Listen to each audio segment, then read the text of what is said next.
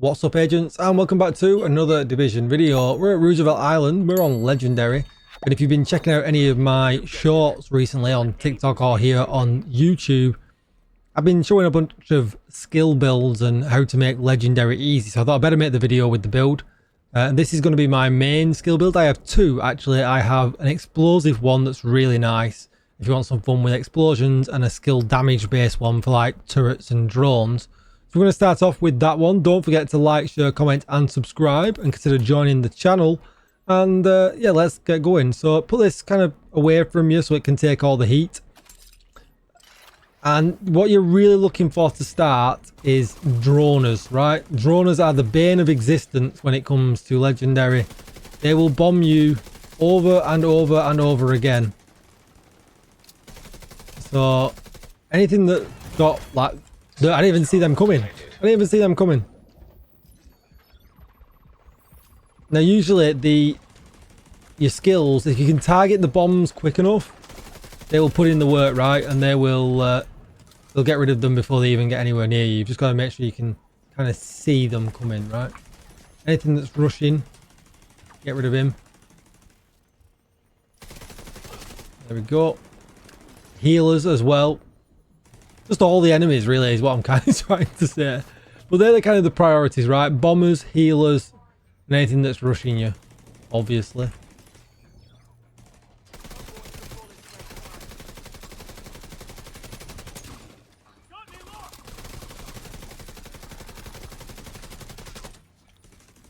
As you can see, it's going fairly well so far.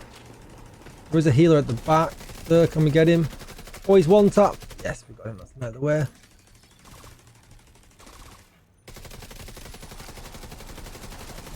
There's a dog next. We definitely need to prioritize him because he won't think twice about pushing up on us. And it's just about playing from distance, right? You can't go wrong with this build if you play from distance. The beginning bit of this mission, DUA, anything, the beginning bits are the hardest parts, right? You can get through the beginning bit and then just sit back for the rest of the mission, you're fine. Once you get to the boss, you don't have to worry. You've got a checkpoint, so you can take your time with that. Die a few times, it really doesn't matter.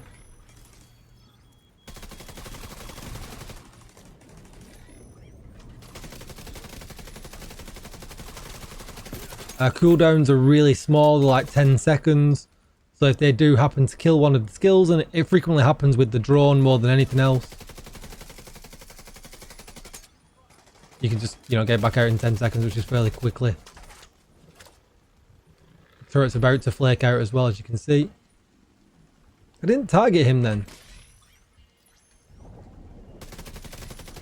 But we can put in some damage, right? So if you get them red bar rushers, like this guy here, you know, our assault rifle does put in some work as well. You know, obviously the capacitor is great. It's in a really good spot right now. Oh no, that's put in the world's worst place. I did. I'm not going to risk getting it, going out and picking it up. If you were super confident, maybe you could, but... Oh no, I'm going to get hit.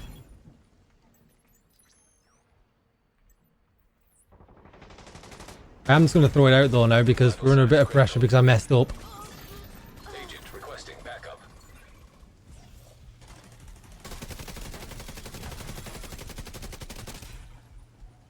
The pressure was real then. Let's see if we can get it. Go, go, go, go, go, go. There we go. Where's that dog? There he is. Can't see for the weather.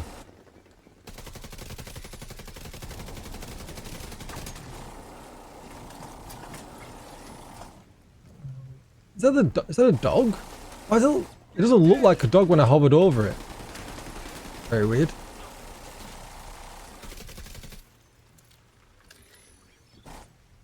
No healing, please. Definitely no healing. Oh no, we've got a healer. Luckily enough, he only rezzed the red bar. Let's get me skills over here because something really annoying over there.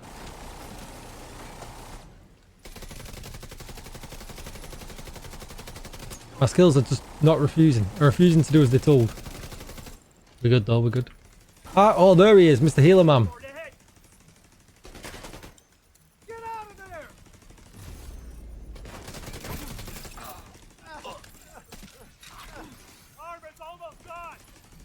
Alright, now you're in for it. That dog is relentless.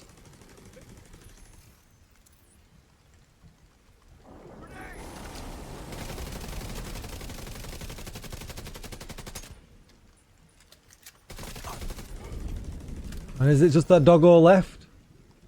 I think it is. Remember that you can pick up your turret if it lets you. There we are.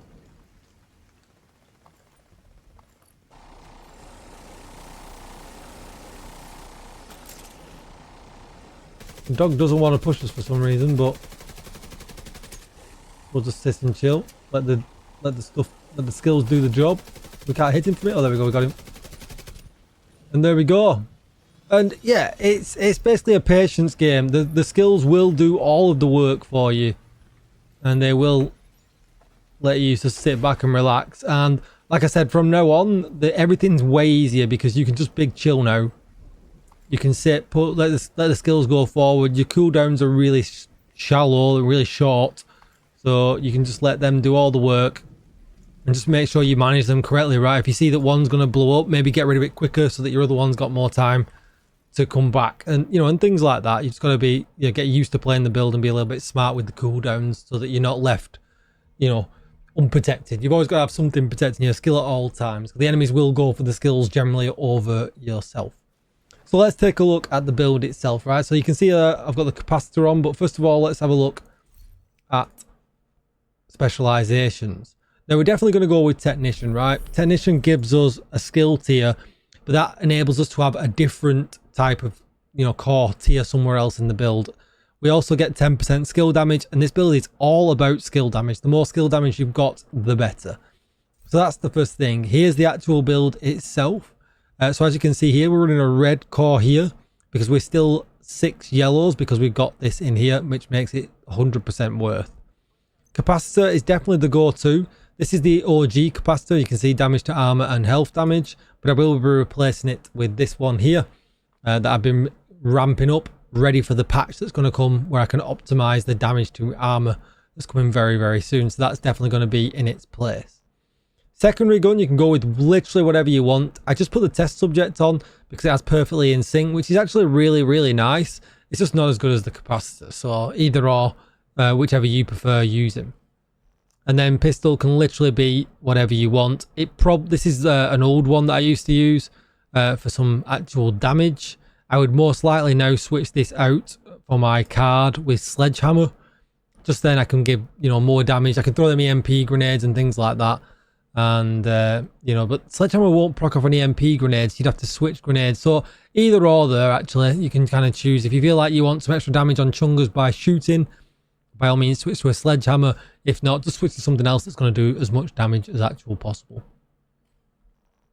Then we're going to go with the actual gear. So we'll start off with the nice piece, the waveform. Pretty easy to get. It's in the exotic pool. Grab yourself exotic caches, baby farm countdown for holsters. Skill tier, skill haste, skill damage, everything that you want. And then we've got the talent, which basically generates 3% skill damage on one of your skills every second. It caps after 10 stacks. And after 10 seconds, it'll start transferring to the other skill, basically going back and forth, giving you an absolute ton of damage on that skill, which is great because we're constantly using both skills, so we don't have to worry about which one's charged and which one is not. Then we're going to go with a Wyvern chest piece because we get 10% skill damage from the brand set bonus. Skill tier, obviously. Skill haste, and skill damage. I went with glass cannon. Now, you don't have to go with glass cannon. You could go with something like kinetic momentum, which is also really nice. If you don't like running with glass cannon, definitely switch to kinetic momentum. It's pretty awesome and it will do a lot of damage also. Then we're going to run 3-piece Empress. 3-piece Empress just rules the skill world for the majority of things. It's really, really nice. So skill health, skill damage, and skill efficiency. Skill efficiency is the weapon handling of the skill world. It has everything wrapped in to one. So it has skill damage, it has skill health, it has skill haste, all wrapped into one. This 10% here is super valuable. And basically you're going to be rolling the same thing everywhere. We're going to want a skill tier, skill haste, skill damage, and skill haste again. Now, the red one that you can see here, you can put anywhere in this build, obviously, apart from the exotic piece. So if this came with skill haste and skill damage on already, you could perhaps roll that core attribute to weapon damage. So wherever you get the availability to do that, it doesn't have to be the knees. If we're looking at my gloves, I've got skill tier, skill haste, and skill damage. And then the knees that we were just talking about, as you can see, they came with skill haste and skill damage, meaning that I could get a red core attribute here as well. You could go armor if you really wanted to. I don't really think it's too beneficial. The idea is that enemies are nowhere ever near you, but it's totally up to you. I just went with the extra weapon damage because obviously with the capacitor for each yellow skill tier, we gain 7.5% weapon damage. So really, really nice actually. And you're adding a further 15% to all that as well. So we've got 6 times 7.5, and then we've got the 15 there as well. We're not catching up to red build damage by any means, but we're doing a good chunk of damage ourselves, which is really nice. Imagine recording the full video, releasing it and not showing the backpack. The backpack is the force multiplier. The brand set comes with skill haste, skill damage and weapon damage, but obviously we just want the skill haste at the beginning. The reason I take this though is because it's really easy to get. You can get skill haste and skill damage on the attributes really easy. And I'm going to be shooting a lot, so shooting an enemy increases my total skill damage by 30% for 3 seconds. It's just the most damage we're going to get on a backpack, and because we're using the capacitor all the time, this just makes sense. First, for the skills, I'm going to use the striker drone. It's just so good in this situation, especially at a tier 6. 120% striker damage and 420% health. You can see I've got it expertise up to level 22. I am going to take this to 25 as soon as I've got the exotic components. And the reason why doing skills is really important is that the skills you only have to do once, right? And it counts across your entire account. So even if you start a brand new Warney character at level 30, it gets an expertise level 22 striker drone, making your Warney runs incredibly easy in comparison to what they should be. Because essentially this is kind of like you're giving it a level 40 skill on a level 30 character. Really, really nice. And then secondary, again, it's all about the damage. We're going to go the turret, the assault turret. It's skill tier 6. It does 120% extra damage and 420% health. And then I will follow up with getting this one to level 25. If you want to look at the mods, pretty straightforward. You want duration, health, and damage. And again here, duration, damage, and duration. I find that duration is just better. You can put skill haste in some of these slots, but like I said, the cooldown's so low anyway. You can see the cooldown's 10 seconds. If you put a cooldown mod on, for instance this one here, it only shaves 0.7 seconds off. But yeah, it shaves nearly 18 seconds of a duration off. So I just feel like duration is much better than taking the skill haste. We've got plenty of skill haste rolled everywhere else, so it kind of works like diminishing returns in the end, and it's just not worth it by the time we get to the end. If we had a look down here, you can see here, skill haste is at 148%, and I kind of feel like that drop off comes at around 120-130% anyway. There's the cooldown, there's the health, the duration is 251 seconds, and nearly 90k damage, which is just really, really nice. And if we go to the turret, again, same skill haste, same cooldown, 268 second duration, which is nice, and 144k damage. That's your main damage, so you've got to get that in a good spot, but obviously the drone has the advantage of wandering around and doing what it needs to do. That's going to be it for the build video. I hope you enjoyed it. Nothing new here, but I've just been having a lot of fun with it, so I thought I would publish it. Don't forget to like, share, comment, subscribe, and consider joining the channel. Thank you for watching, agents, and if you need a community Discord where you need some help or you just want to meet some super friendly agents, you'll find the link to my Discord server down below in the description. See you in the next one. Bye bye.